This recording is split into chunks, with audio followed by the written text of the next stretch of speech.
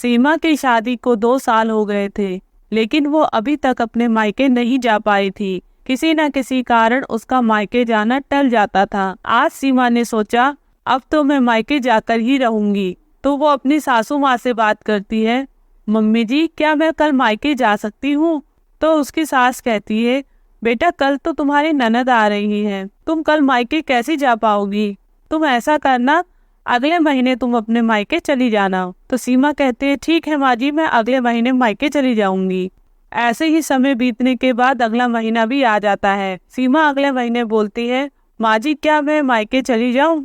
तो उसकी सास फिर से मना कर देती है, बोलती है आज फिर तुम्हारी ननद आने वाली है। तो सीमा मन ही मन सोचती है, इनकी बेटी तो हर रोज आ जाती है, लेकिन पता नहीं दूसरे की बेटी को जाने में इनको क्या दिक्कत है। ऐसा सोचकर मन ही मन दुखी होकर सीमा अपने कमरे में आ जाती है। कुछ दिनों बाद जब उसकी ननद चली जाती है तो फिर से सीमा अपनी सास से पूछती है, क्या माँ जी मैं अब अपने मायके जा सकती हूँ? तो उसकी सास कहती है, बेटा देखो मेरी खुद की तबीयत ठीक नहीं है, तो तुम मायके कैसे जाओगी? तुम ऐसा करो, कुछ समय बाद चले जाना। सीमा की सास की तबीयत जैसे ही थोड़ी ठीक होती है तो उनकी बेटी फिर से वापस मायके आ जाती है। सीमा बोलती है, माँ जी क्या मैं मायके जाऊं? तो सीमा की सास बोलती है, तुम्हारी ननद आई हुई है और तुम्हें मायके जाने की है। सीमा मन ही मन बहुत दुखी होती है, पर फिर भी वो अपनी ननद के सामने हंसते हुए चेहरे से जाती है और बोलती है, दीदी आज आपका आना कैसे हुआ? उसकी ननद बोलती है, भाभी मेरे पति को 2-4 दिन के लिए ऑफिस के काम से बाहर जाना था, तो उन्होंने कहा अकेले घर में क्या करेगी, तो इसीलिए मैं बच्चों को लेकर मम्मी के यहाँ आ गई। सीमा मन ही मन सोचती है, तुम्हारा तो सही है, जब मन करे आ जाती हो, और एक मैं हूँ जो 2 साल से अपने मायके नहीं जा पाई हूँ।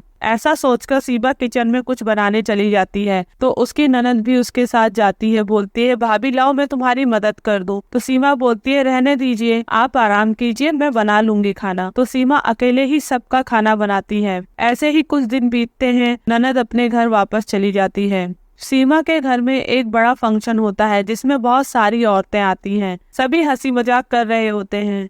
सीमा की सास से एक औरत बोलती है, बहन जी आपकी किस्मत तो बहुत ही अच्छी है, आपकी बहू भी कितनी अच्छी है, और दूसरा आप बेटी भी आती जाती रहती है, आप तो कितनी लकी हैं। तो सीमा की सास बोलती है, हाँ बहन जी मैं लकी तो हूँ, आप कह तो सही रही है। वो औरत फिर से सीमा की सास से पूछती है, क्या आप मुझे बहू और बेटी में अंतर बता सकती है? तो सीमा की सास बोलती है, हाँ हाँ बिल्कुल, क्यों नहीं बता सकती। बेटी तो गुड़ की तरह होती है जो मुंह में घुल जाती है, लेकिन बहुएं नमक की तरह होती है। सीमा बस इतनी सी बात सुनकर बहुत नाराज हो जाती है और गुस्से में अपनी कमरे की ओर चली जाती है। जब राकेश आता है तो राकेश से बोलती है, तुम्हारी माँ मुझे नमक की तरह समझती है, इतने साल हो गए मुझे मायके तक नहीं भेजा उन्होंने, आज तुम्हें अपनी माँ से बात करनी होगी कि या तो वो मुझे मायके भेजे, वरना मैं अपनी मर्जी से मायके चली जाऊंगी। राकेश सीमा का गुस्सा देखकर बहुत हैरान हो जाता है। वो बोलता है, ठीक है सीमा, मैं माँ से बात करूंगा। राकेश अपनी माँ से बोलता है, माँ सीमा बहुत नाराज है। तो उसकी माँ कहती है, हाँ बेटा मैं काफी दिनों से देख रही हूँ, सीमा बहुत नाराज दिखाई दे रही है, पर मेरे पूछने पर उसने बताया नहीं कि वो नाराज क्यों है। तो राकेश बोलता है, माँ तुमने इतने लोगों के सामने उसकी इंसल्ट करी है, तो वो नाराज क्यों ना हो? तुमने क्यों कहा कि सीमा नमक की तरह है? सारी बहुएं क्या नमक होती है? तो उसकी माँ कहती है, इतनी सी बात के लिए सीमा इतनी नाराज है,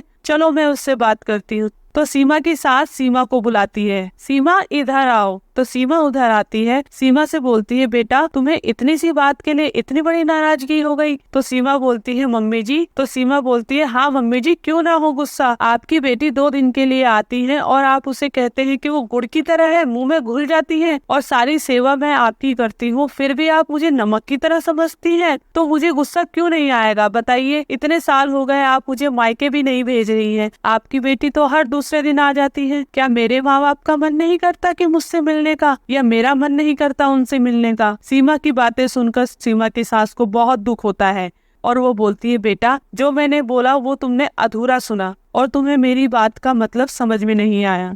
मेरे कहने का मतलब ये था कि बेटियां गुड़ की तरह होती हैं जो घुल जाती हैं। गुड़ हम रोज नहीं खाते बेटा, वो मुंह में घुल गया यानी आया और चला गया, लेकिन बहुएं नमक की तरह होती हैं जिसके बिना किसी भी चीज में स्वाद नहीं आता। घर में नमक की ज्यादा जरूरत होती है, बिना नमक के हर सब्जी अधूरी लगती है, इसीलिए बहू के बिना हर घर अधूरा है, सूना लगता है। सीमा की सास उसे समझाते हुए बोलती है, बेटा यही कारण है कि मैं तुम्हें मायके नहीं जाने देती। अगर तुम मायके चली जाओगी तो ये घर पूरा सूना हो जाएगा और मेरा मन तुम्हारे बिना नहीं लगेगा। इसी वजह से मैं तुम्हें मायके नहीं जाने देती हूँ। सीमा ये सब सुनकर बहुत पछताती है। उसे अपनी सोच पर बहुत पछतावा होता है और वो रोने लगती है और अपनी सास के गले लग जाती है। बोलती है, मम्मी जी मुझे माफ कर दीजिए, मैं अब कभी मायके जाने की जिद नहीं करूंगी।